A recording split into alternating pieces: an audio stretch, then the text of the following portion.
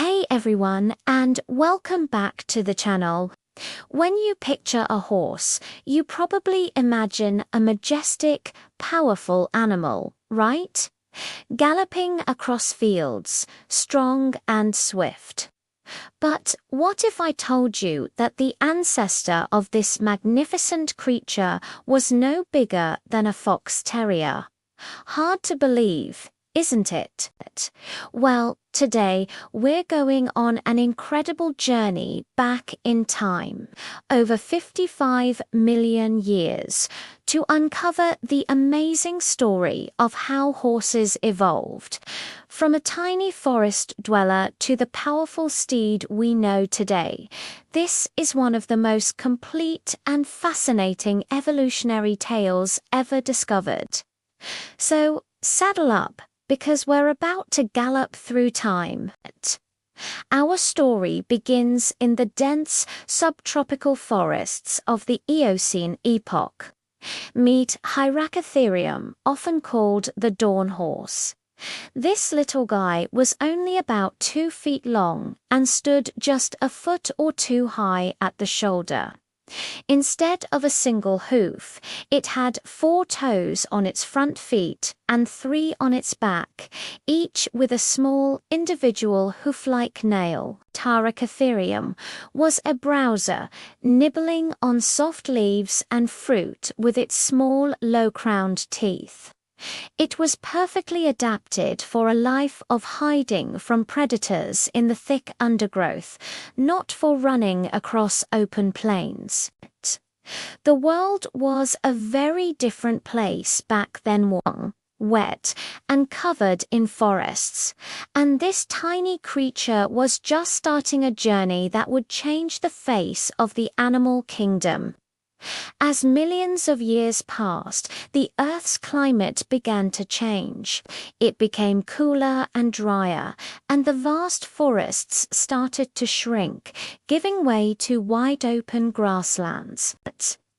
This environmental shift was the driving force behind the next chapter in horse evolution. To survive on these new plains, horses had to adapt. They needed to see predators from a distance and, more importantly, outrun them.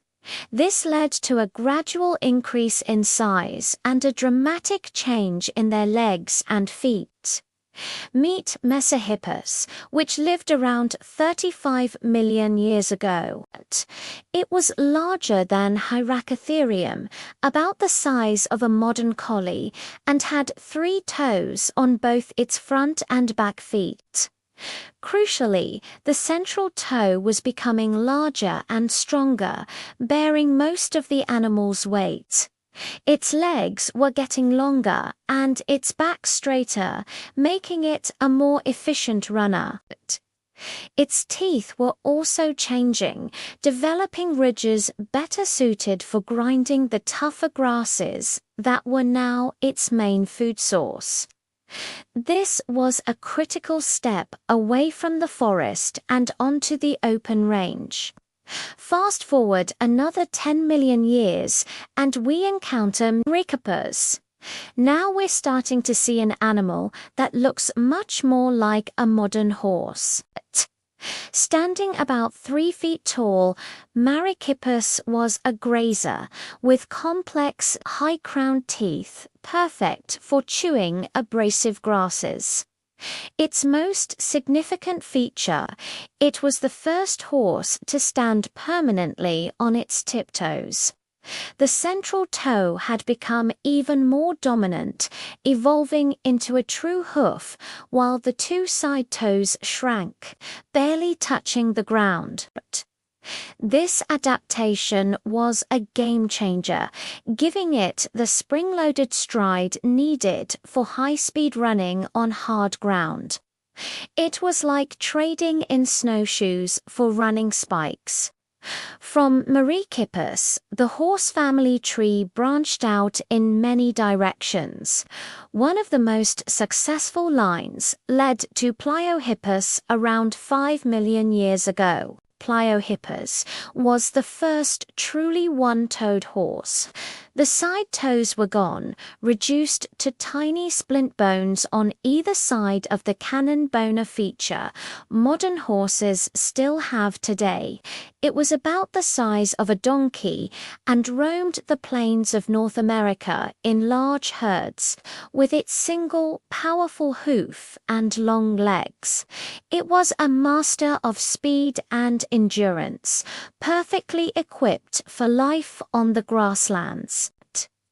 Finally, we arrive at our modern horse Equus, which appeared about 4 million years ago. This genus includes all living horses, donkeys, and zebras.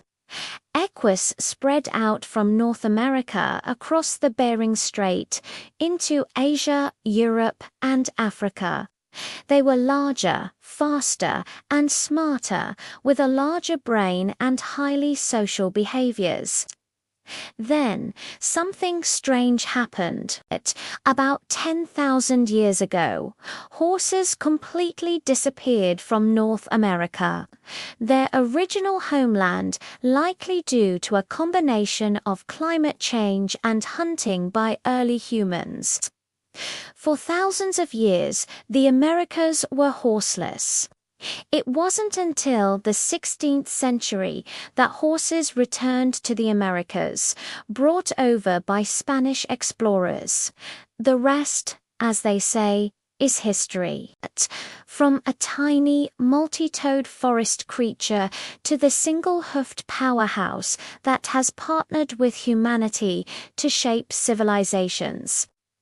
The evolution of the horse is an incredible testament to adaptation and survival.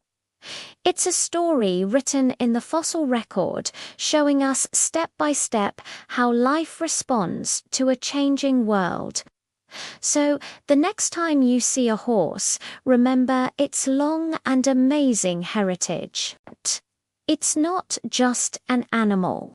It's a 55-million-year-old evolutionary masterpiece. Thanks so much for watching. If you found this journey through time as fascinating as I did, don't forget to hit that like button and let me know in the comments what evolutionary story you'd like to see next. See you in the next video.